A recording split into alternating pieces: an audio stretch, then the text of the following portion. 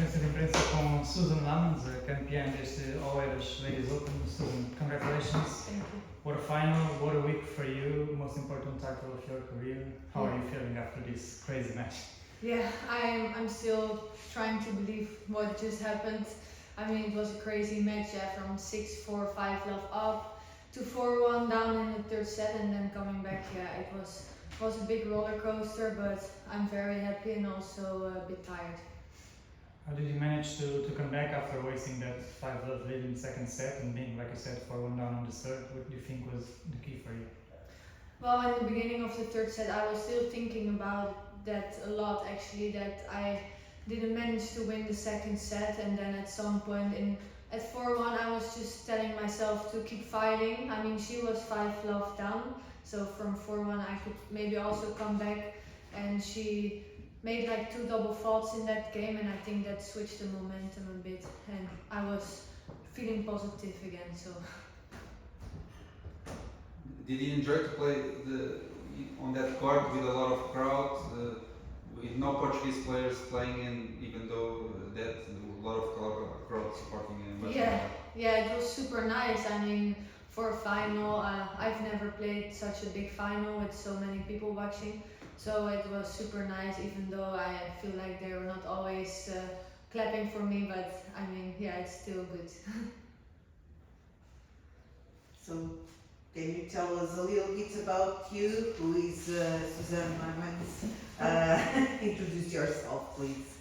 Yeah, I'm Suzan Lamens, 24 years old, from Rotterdam, Netherlands.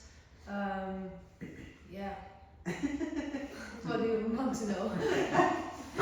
Well, I know you start playing tennis at 6, I believe. Yeah.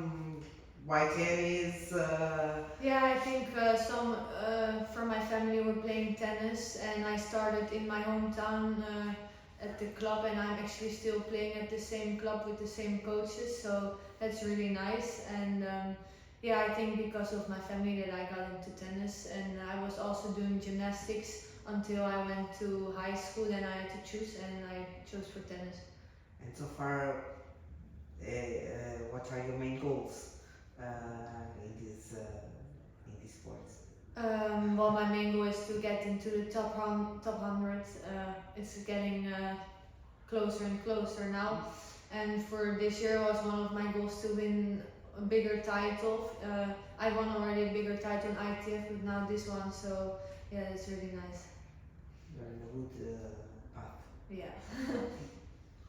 How tough was it for you mentally, because she had to leave the court to receive medical treatment, then obviously 5-love up in the second set, you waste that lead.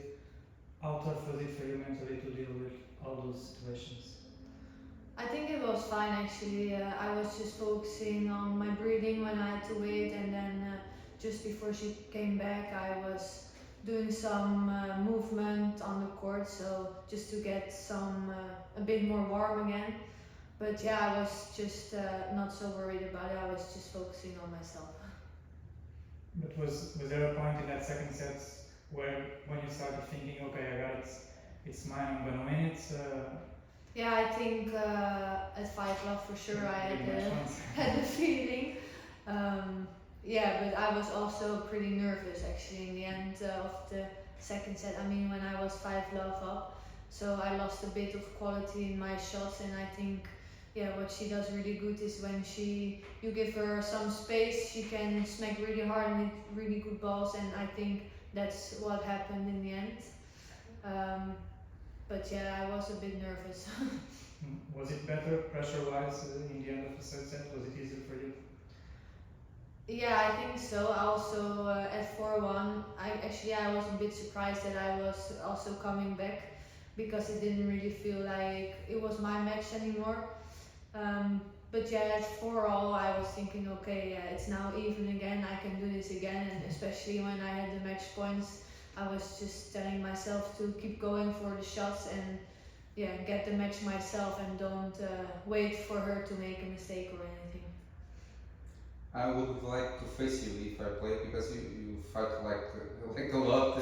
You return a lot of balls. Are you proud of the way you are as a tennis player? The message you send to the other player, you have to beat me. for sure, I'm getting a lot of balls back. So I think for the opponent it's pretty tough to know that even if she hits 4-5 good shots, that there's a chance I will get everything back. And also I just stayed calm. Actually, I didn't show that I was annoyed, which of course I was, and I was also insecure and nervous, but I was not showing it so much. So I think that's good for me, and in the match that still she needed to get the match herself, and I would not give it away just like that.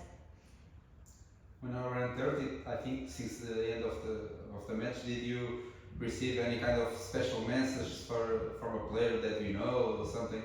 Kiki, for example, Kiki Bertens or someone else? In the group chat of the Billie Jean King Cup, there were a lot of messages sent already, but actually I just called some family and my coaches from home, and I didn't look so much on my phone yet. But I'm flying back tonight, so I have enough time to see everything.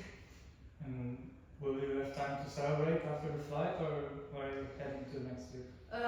No, I'm staying home for the next 2 weeks, so I will for sure have some days off and celebrate with everyone at home, of course, and then prepare for the next tournament again. And what's the schedule looks like for you before the French? What are you going to play next week? I'm just gonna play an ITF in the week of 6th of May. And then the week before Roland Garros, I'm just gonna practice, get ready, and be fresh for the tournament. Like you said yesterday, not the first time for you in Portugal, but how do you think you will remember this week? Of course, the biggest title so far of your career. Well, it will be a very special memory. It's my biggest title. I was all alone the last few matches, so it's very special that I managed to do that. I'm very proud also of myself, and of winning the biggest title, so it will for sure have a special place. Okay, thank you so much, Suzan. Thank you. Thank you.